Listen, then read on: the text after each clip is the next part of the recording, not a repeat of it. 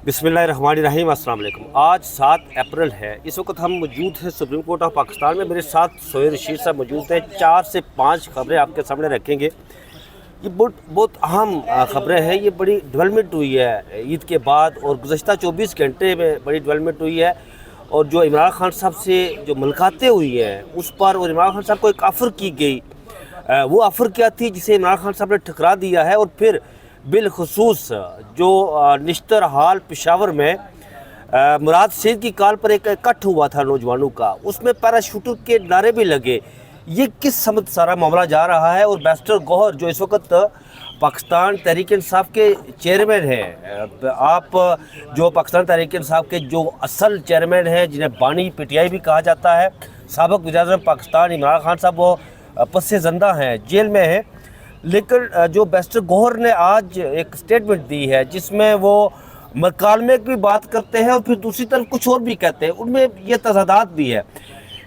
इमरान खान साहब की तरफ से एक इस्लामाबाद हाई कोर्ट में उनकी बेगम की तरफ से एक दरख्वास्त दायर की गई और फिर एक इमरान खान साहब की तरफ से दरख्वास्त दायर की गई, जिसमें वो जो उस दरख्वास्त का अहम मुद्दा है, मतन है, वो भी आपके सामने रखेंगे कि उस दरख्वास्त में क्या कहा गया।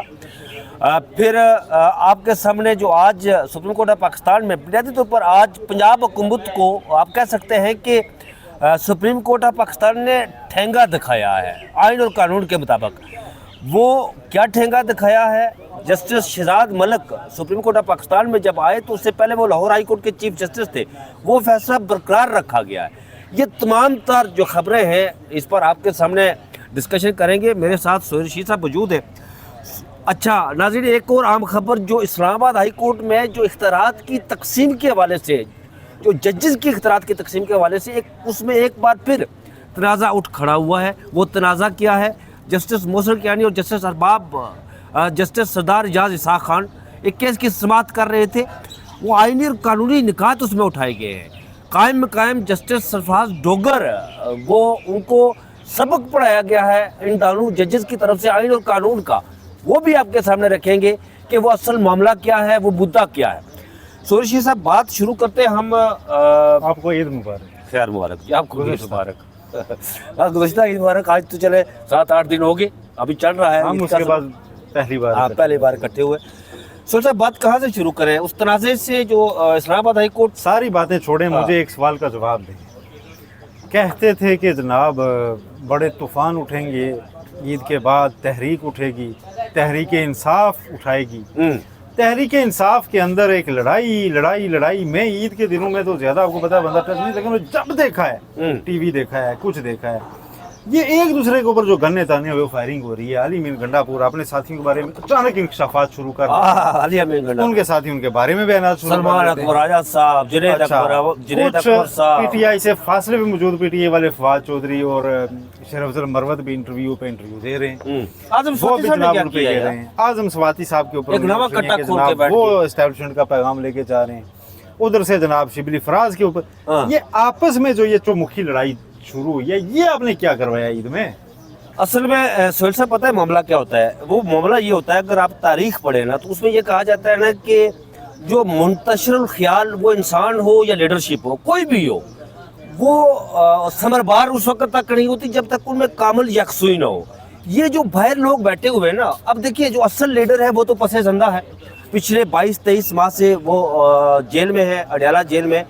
लेकिन यहाँ पर जो बाहर लोग बैठे हुए हैं, ये जब खान साहब के सामने जाते हैं तो वहाँ जाकर ये अपनी बात की बोलियाँ बोलते हैं और वहाँ पर जाकर ये नंबर टाकने की कोशिश करते हैं, अपने नंबर बनाते हैं। जी मेरी गल हो गई उहदे नाल, मेरी गल उहदे नाल हो गई। और फिर इस सारे मामलात में जो मुराद सईद का कल जो कॉल आना और फिर वो निश्तर हाल में लोगों का इकट्ठा होना, पैराशूटर के नारे लगाने, ये नौजवान जो है ये अपने जो क़यादत है, कंप्रोमाइज़ क़यादत, उन्होंने बरमला इस बात का कहा। यार उन्होंने तो आज़म स्वाति को कहा ये तो एस्टैब्लिशमेंट का मोहरा है, ये तो नारे लगेगा। मैं बताऊं, मुराद सईद का वापस एक्टिव होना, आपको पता है मुराद सईद रुपोश है बड़े तवील अरसे से जी।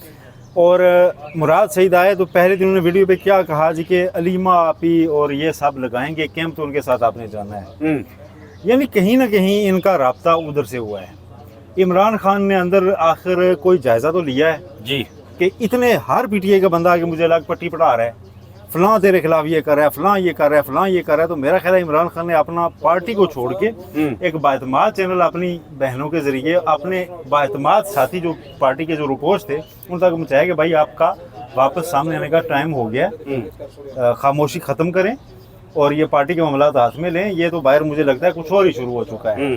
तो इमरान खान को अब मेरा ख्याल है पीपल्स पार्टी और नून लीग के लोगों को इतना कोई तशवीश में मुबतला होने की जरूरत नहीं है कि वो कभी बाहर आया तो क्या करेगा, उसको तो आके अब अपनी पार्टी से अच्छा खासा निपटना है। कि ये जो सारे लोग करते रहे, हर बंदा जाके यानी इस वक्त बहस क्या चल रही है, कोई लोग बाज़ लोग तो कहते हैं ये चैम्बर्स की लड़ाई है अब कि मुख्तलिफ चैम्बर्स के वकला हैं जो आप पीटीआई के लीडर्स बने हुए हैं और वो आपस में उनकी ज़ाती रंजिशें इतनी गहरी हैं कि वो एक जगह पे इकट्ठे बैठ भी नहीं सकते। इसमें मतलब कहने वाले तो सलमान खान राजा को भी गुंजाइश नहीं देते, जबकि मैं मार देता हूँ, ठीक है, कि वो शायद कुछ और वसी सोच रहे हैं, वो बड़ा एक नेशनल लेवल की चीज़ लेकर चलना चाह रहे हैं। लेकिन जाहिर है सियासत में उनकी अभी तजुर्बे और सारी चीज़ों के ऊपर सवालात अपनी जगह पे मौजूद हैं। लेकिन पाकिस्तान में जो मरवजा सियासत है वो कोई इतनी आइडियल भी तो नहीं है ना कि जी आप घुमा फिरा के बातें करते रहें। लेकिन एक तो खबर मुझे ये निकलती हुई नज़र आ रही है कि मुराद सईद अकेले नहीं है, बाकी भी इस तरह के लोग एक्टिव होंगे और ये चीज़ें आपको नज़र आएगा कि जो एक कारकुनों में तशवीश फैल रही थी कि जी हमारी तो क्या आपस में दस्तों गिरबां है, तो उसको उन्होंने काउंटर करना है। दूसरा, अली अमीन गंडापुर की स्टेटमेंट्स देने की टाइमिंग और फिर वजाहतें वो भी कुछ समझ से बाहर ही थी। और आजम स्वाति साहब के 22 अगस्त की वो अच्छा आजम स्वाति साहब ने जो बयान दिया है यार, वो हाल्फ उठाकर मुझे इसकी चीज़ की समझ नहीं आई। ये तो अल्लाह और उनका मामला है, लेकिन यहाँ का सवाल उठता है कि अगस्त से लेकर आज तक खामोशी, और फिर वो कहते हैं कि जी वो जो अडाला जेल के दरवाजे उमर अयूब, शिबली, फराज और एक नाम उन्होंने और लिया है उनके, अली अमीन गंडापुर, उनके कहने पर वो दरवाजे खुले 22 अगस्त की सुबह को 7 बजे। यार तो ये तो पुरानी बात है ना, तब खुले तो थे ना, किसी ने तो खुलवाए थे ना, मोहसिन नकवी ने खुलवाए होंगे, ठीक है, खुले तो थे ना, ठीक है, खुलते रहे हैं, ठीक है, ये राब्ते तो होते रहे हैं, छुट्टी वाले दिन मुलाकातें भी होती रही हैं, बाज़ मुलाकातों वाले दिन भी। गौर ने आज इसकी तस्दीक भी की है। बैरिस्टर गौर ने खैर एक अलग किस्म की कंफ्यूज स्टेटमेंट दी है। वो कहते हैं जी कि एस्टेब्लिशमेंट से मुज़ाकरात जो है ना बामानी, और उसमें ब्रेक थ्रू होना चाहिए। साथ ही वो कहते हैं कि अपोजिशन इत्तेहाद की आज अहम मीटिंग है और इस हफ्ते मौलाना साहब ने भी 15 अप्रैल तक का वक्त लिया था कि हम अपनी मजलिस अमला में मुशावरत करेंगे और उसके बाद साथ आएंगे, तो उम्मीद है कि उधर भी ब्रेक थ्रू हो जाएगा। अब मेरा ख्याल है गौहर साहब चेयरमैन पीटीआई हैं तो उनको ये बात तो अच्छी तरह से पता होना चाहिए कि जेयूआई चाहती क्या है। इन दो ब्रेक थ्रू में से दोनों एक साथ नहीं हो सकते सर, जो आप कह रहे हैं कि इधर से भी हो उधर से भी हो। जेयूआई के कामरान मुर्जा टीवी इंटरव्यूज़ में आप बरमला ये कह रहे हैं, वो कह रहे हैं जी कि पीटीआई को सबसे पहले हमें यकीन दहानी ये करानी है कि आप जो हमें साथ चाहते हैं तो तहरीक क्या वाकई चलानी है, या उसके बाद भी आप कहेंगे कि हमारा ब्रेक थ्रू हो गया और हम जा रहे हैं। तो ब्रेक थ्रू पहला एतमाद को तो फुकदान ही है। तो गौर साहब ने आज भी दोनों बातें की हैं कि ये जो दोनों चीज़ें होंगी, लेकिन जो बात करने की है कि वो इस वक्त देखें सियासी लेवल पे डिस्कस क्या हो रहा है पीटीआई के इख्तिलाफात, क्यों? क्योंकि पीटीआई ही इस वक्त सियासत अमलन कर रही है, ग्राउंड पे जो कारकुनों को भी इंगेज कर रही है, कर रही है। नून और पीपल्स पार्टी तो हुकूमत कर रहे हैं ना, वो तो हुकूमत है। जमात इस्लामी तो बेचारी फ़लस्तीन वाले मामले पे कॉल्स देती रहती है, ठीक है, उसका तो एक अपना रुख है। तो बाकी जो पाकिस्तान में इस वक्त सियासत या कारकुन लेवल पे एंगेजमेंट करके अपने अपने ग्रुप शो करना, अपनी लॉबिंग करना, अपनी पावर शो करना, ये कब शुरू होती है? जब पार्टी के अंदर लगने लगता है कि हमारी कोई दोबारा इक़्तिदार की राह हमवार हो सकती है। दैट इज़ द न्यूज़ राया साहब। ये इनको किसने बताया, कैसे लगना लगा है इन्हें? मैं आपको बताता हूँ। एक खबर ये है कि जो अभी हम ऑफ वहाँ बैठे हुए, ऑफ कैमरा बैठे हुए ये बातचीत कर रहे थे, ये डिस्कस भी कर रहे थे कि जो आप कह रहे थे ऑन द टेबल वाली बात, ईद के दिनों में जो अमेरिका से लोग आए थे वो यहाँ पर साहब वाकई आए थे यार। ये सोहेल वड़ाच साहब ने अपने कॉलम में लिखा है ना, सोहेल वड़ाच साहब को क्रेडिट देना, क्योंकि सोहेल वड़ाच साहब के कंधे बड़े मजबूत तगड़े, उनके कंधों पे ये खबर आई है ना, तो उनके कंधों पे ही रखे। उन्होंने ये अपने कंधों पे मत लें। उन्होंने ये कहा जी कि वहाँ से लोग आए, उन्होंने मुलाकात की इमरान खान साहब से और उन्होंने डीजीआई का नाम भी लिया, मुक्तदरा का नाम लिया। देखें सोहेल वड़ाच साहब ने कॉलम में जी कॉलम में लिखा है, बस इनका खास होना उन पे है जी। ठीक, उन्होंने कॉलम में लिखा। और फिर मैं अगली बात सुने, पाकिस्तानी डॉक्टर्स की बात है। फिर अगली बात सुने ना, अगली बात तो नहीं आया था। उन्होंने अगली बात सुने, उन्होंने कहा कि इमरान खान साहब को बनीगाला शिफ्ट होने की ऑफर की गई, लेकिन वही एक पुरानी शर्त, आफत। वही पुरानी आफत, एक शर्त के साथ। वो शर्त ये थी कि जो सोशल मीडिया है पाकिस्तान तहरीक इंसाफ का, उसको कंट्रोल करना है। अब ये सोशल मीडिया इमरान खान साहब के कंट्रोल में है? नहीं, पीटीआई अब सोशल मीडिया के कंट्रोल में है, पीटीआई सोशल मीडिया के कंट्रोल में है। क्योंकि एक जो नैरेटिव बना ना इतनी मेहनत से, अब वो नैरेटिव इतना बड़ा हो गया है ना कि उससे जो पीटीआई का इधर उधर होता है ना, उसके खूब लते लिए जाते हैं। तो आप किसी भी पीटीआई के लीडर्स को इधर दिन को सुप्रीम कोर्ट में फिर रहे होते हैं, रोक के पूछ रहे हैं, वो कहते हैं भाई हमारे हाथ में कुछ नहीं है। हम अब वो जो नैरेटिव बन गया, वो नैरेटिव मैं पब्लिक जो सोशल मीडिया से आता है उसको लेके वो हमें चल रहे हैं साथ। तो बेबसी तो है। आपको पता है 26 नवंबर के एहतजाज में मैंने क्या देखा था? जी, यही देखा था ना कि अली मीन गंडापुर के कंट्रोल में लोग नहीं थे। नहीं थे, वो उसकी गाड़ी के आगे लेटे, वो कह रहे थे ये वापस जा रहा है। अली मीन गंडापुर पर एतबार करने को तैयार नहीं थे। अली मीन गंडापुर उनके तरले कर रहे थे कि मेरी बात तो सुन लें। ये सिचुएशन थी ना। जी जी बिल्कुल, तो यही सोशल मीडिया पर है, देखी थी यार, यही सोशल मीडिया पर है। ठीक हाँ। है, तो वो एक चीज़ और तरह की डेवलप हो गई है। इसका खात्मा बिल खैर हो, अल्लाह करे। ये जिस तरह का ये सिलसिला बन गया हुआ है, ये बाज़ दफ़ा होता है ना जब कहा जाता है कि सिचुएशन फिर किसी के हाथ में कंट्रोल में नहीं रहेगी, कंट्रोल में नहीं रहती, तो ये सियासतें पहले या तो सतह पे लेके नहीं जानी चाहिए, उसको बाकायदा पार्टी के डिसिप्लिन में रख के कारकुनों के जरिए सियासत की जानी चाहिए। जब आप इसे बनाते हैं ना कि ये जी अब अवाम का मसला है, तो फिर अब अवाम के कहे पर आपको चलना पड़ेगा। ठीक है, और अवाम को या तो पहले समझाना पड़ेगा कि अगर हम जितना हमने आपको कहा था कि इस सतह पे जाना है, उतना अगर नहीं जा रहे तो उसमें ये हमारा मुल्क का मफाद है यार। ठीक है, तो फिर ये चीज़ें होंगी। अब वो इमरान खान के लिए भी मेरा ख्याल है वो चीज़ें एक भारी पत्थर बन गई हैं। ठीक है, अब वो कोई भी ऑप्शन जो उनके सामने, जिस आप कह रहे हैं सोहेल वड़ाई साहब ने रखे हैं, उनमें से अगर वो लेते हैं तो वो लाजमी सोच रहे होंगे साथ के मैंने 2-3 साल जो बयानिया बनाया है, वो बयानिया इस ऑप्शन के साथ किधर जाएगा, वो इस पर जोर गौर कर रहे होंगे। तो कोई ऑप्शन नहीं अगर वो लेते तो वक्त गुजरता जाएगा। लेकिन एक बात है सोहेल साहब, मैं जो आपने नौजवानों की बात की थी, ये बात करके तो फिर अगली खबर की तरफ आते हैं। वो नौजवानों की ये बात की थी आपने कि पाकिस्तान तहरीक इंसाफ का जो नौजवान, एक जो फ़र्क मैंने देखा है वो ये है कि दीगर जमातों के और पाकिस्तान तहरीक इंसाफ के जितने भी इनसे एफिलेटेड जितने भी नौजवान है, यूथ है, उनमें बड़ा फ़र्क है। दीगर जमातों को, पीपल्स पार्टी हो या नून लीग हो, उसका नौजवान अपनी क़यादत पर तनकीद नहीं कर सकता, ना सवाल उठा सकता है।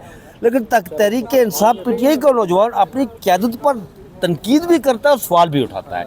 ये फ़र्क है जो मैंने पाकिस्तान पीपल्स पार्टी, नून लीग के से जो उनसे एफिलेटेड नौजवान है उनकी यूथ में और पाकिस्तान तहरीक इंसाफ की यूथ में, ये डिफरेंसेस मैंने देखे हैं। जो आप चले जाएं ना, थोड़ा जहन को पास में ले जाएं, किसी क्लासरूम में ले जाएं जहाँ पे ये कम्युनिकेशन स्टडीज़ वगैरह में पढ़ाया जाता था। बेसिकली कि कोई चीज़ आपने नया आइडिया, नई प्रोडक्ट मार्केट में लॉन्च करनी है, उसकी मार्केटिंग या उसके एड्स कैसे होंगे और कैसे लोगों को आप वो करेंगे, तो उसमें एक कैटेगरी पढ़ाई जाती थी जो लोग अर्ली अडॉप्टर्स होते हैं जी, जो नए आइडिया को जल्द अडॉप्ट कर लेते हैं। ठीक है, या वो एक नई चीज़ चाह रहे होते हैं। ठीक है, कि आए कोई ऐसी इनोवेटिव होते हैं, इनोवेटिव। ठीक है, तो उनको आपने पहले हिट करना होता है जी, उनके हिसाब से आपने कैंपेन। पीटीआई में वो लोग शामिल हुए थे जिनके वालिद या पीपल्स पार्टी में थे या नून लीग में थे। तो यानी ये वो वाले लड़के हैं, ये वो वाली लड़कियां हैं, ये वो वाले नौजवान हैं जो एक नया आइडिया को किसी भी वक्त कबूल करने के लिए तैयार होते हैं, जिनके जहन आमादा होते हैं, और अगर उनको लगे कि नहीं ये चीज़ ठीक नहीं है तो वो एक नए मजीद आइडिया को लेने को तैयार होते हैं। लेकिन नया आइडिया बशर्ते कि उतना जानदार हो। ऐसा ही है, बिल्कुल ऐसा ही है। तो इसलिए वो क्वेश्चन करते हैं, वो कहते हैं जी कि नहीं हमने तो ये प्रोडक्ट खरीदी थी, अब आप इसमें से देखें डंडी ना मारें, ये प्रोडक्ट वैसा ही डिलीवर करें। ठीक है, अब वो प्रोडक्ट की आपने मार्केटिंग अगर ऐसी कर दी हुई है कि जो आप सर्वाइव नहीं कर पा रही, तो क्या वहाँ से पीछे आना पड़ा। ठीक है, वहाँ से आप पीछे, आप खुद आप लोगों को कहेंगे कि नहीं हमने जो प्रोडक्ट आपको भेजी, ठीक है, इससे आग भी लग सकती है, लेकिन ये फंक्शन फिलहाल आप यूज़ ना करें। ठीक है, तो वो कहेंगे नहीं आपने रखा क्यों है ये फिर इसमें ना। अच्छा साहब, अगली खबर की तरफ आते हैं। ये तो नाज़रीन जो मौजूदा सियासी सिचुएशन थी वो आपके सामने रखी है। अब थोड़ा सा अदालती बात पर आते हैं। खान साहब ने एक दरख्वास्त उनके वकला ने दायर की है जी, ये स्पेशल जज सेंट्रल इस्लामाबाद की अदालत में, जिसमें कहा गया है कि उनके बच्चों से बात नहीं करवाई जा रही। वो जेल मैनुअल के मुताबिक है कि बच्चों से उनकी बात करवाना, लेकिन हफ्तावार बुनियादों पर, लेकिन वहाँ पर ये नहीं करवाई जा रही। जो इंतज़ामिया है अडियाला जेल की, वो उस पर उस व्हाट्सएप कॉल की दरख्वास्त है जी कि वो रेगुलर करवाएं, और दूसरा मेडिकल चेकअप जो है रेगुलर बुनियादों पर, वो रेगुलर बुनियादों पर उनके जो ज़ाती मुआलजीन हैं उनको रसाई दी जाए, और वो भी उनका चेकअप उनकी करें। बेगम ये ने एक भी दरख्वास्त आज है। इस्लामाबाद हाई कोर्ट में एक दरख्वास्त दायर की है। सोहेल साहब, वो दरख्वास्त ये है जी कि उन्हें खातून अव्वल होने के नाते जो बेहतर सहूलियात की फराहमी है वो दी जाए, क्योंकि ये जेल मैनुअल में है, ये कोई रियासत आसान नहीं करेगी। लेकिन उन्हें दरख्वास्त में ये इस्तदा की है कि ये जो अडयाला जेल की इंतज़ामिया है वो उस पर अमल दरामद नहीं कर रही। जेल मैनुअल के मुताबिक आप हुक्म दें अडयाला जेल की इंतज़ामिया को कि वो उन्हें बेहतर सहूलियात फराहम करें। वो उसमें उन्होंने एक 1878 या 1978 का एक जो भी है बहरहाल ये दरखास्तें उसका आती रहती दिया है। इस्लामाबाद हाई कोर्ट में तो इमरान खान के मुकदमात पे झगड़े ही बड़े चले हुए हैं जी। जी। वो एक बेंच नहीं सुनेगा, दूसरे चीफ जस्टिस साहब के उसके इख्तियारात के, वो आज फिर कुछ हुआ है। आज 2 और जजेस ने उस पे जी। वो ऐसा है कि वहाँ पर एक केस की समाअत हो रही थी और वो जस्टिस मोहसिन अख्तर कियानी और जस्टिस सरदार इजाज़ इसाक उस केस की समाअत कर रहे थे। वो एक उन्होंने बड़ी हैरानगी का इज़हार किया कि सिंगल बेंच का केस अचानक से वो डिवीज़न बेंच में कैसे चला जाता है, मुंतकिल हो जाता है। ये उन्होंने इस पर जस्टिस मोहसिन अख्तर कियानी ने कहा कि सिंगल बेंच का केस डिवीज़न बेंच में किस कानून के तहत भेजा जा सकता है।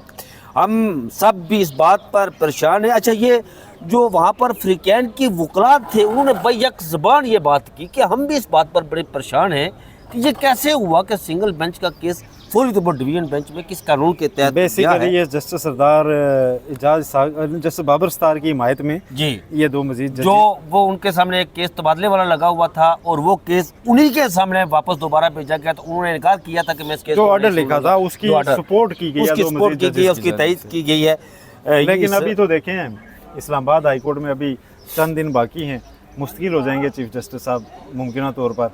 प्रोसेस स्टार्ट हो जाएगा एटलीस्ट, ठीक है। तो उसके बाद तो ये सिलसिला ख़त्म हो जाएगा, अमीन करनी पड़ेगी सारों को इन्हीं के ऊपर। बहरहाल आखिरी खबर की तरफ आए, और क्योंकि हमने आखिरी खबर जो आज यहाँ पर 9 मई के हवाले से, वो आपको पता है कि यहाँ पर दर्जनों लोगों की दरख्वास्तें हैं जमानत कबल गिरफ्तारी, और जिनकी जमानतें हुई उनकी मनसूखी के हवाले से। और ATC जज को आपको पता है कि 22 लाख रुपया जुर्माना किया गया था जस्टिस शहजाद मलिक साहब ने। और प्रोसिक्यूशन को किया गया था ना लाहौर से, लाहौर हाई कोर्ट से, क्योंकि उन्होंने एक मलिक इजाज आसिफ, क्या नाम था उनका, वो जज ATC के, जी जी नहीं इजाज साहब नहीं, ATC के जज रावलपिंडी में, उन्होंने उनके खिलाफ पंजाब गवर्नमेंट ने या प्रोसिक्यूशन ने रेफरेंस दायर कर दिया था। जी जी इस वजह से कि उन्होंने जमानतें दे दी थी 9 मई में और कोई इस तरह के फैसले दे दिए थे, ठीक है। और उसके ऊपर उनके खिलाफ रेफरेंस किया था, फिर उस रेफरेंस के खिलाफ लाहौर हाई कोर्ट से मलिक शहजाद साहब ने ऑर्डर जारी किया था, उस पर जुर्माने हो गए थे प्रोसिक्यूशन को, 22 लाख उसके खिलाफ उन्होंने सुप्रीम कोर्ट से रजू कर रखा था। तो खबर यह है कि वो जुर्माना बरकरार रखा गया है कि आप अदा करें जुर्माना, कोई मसला नहीं।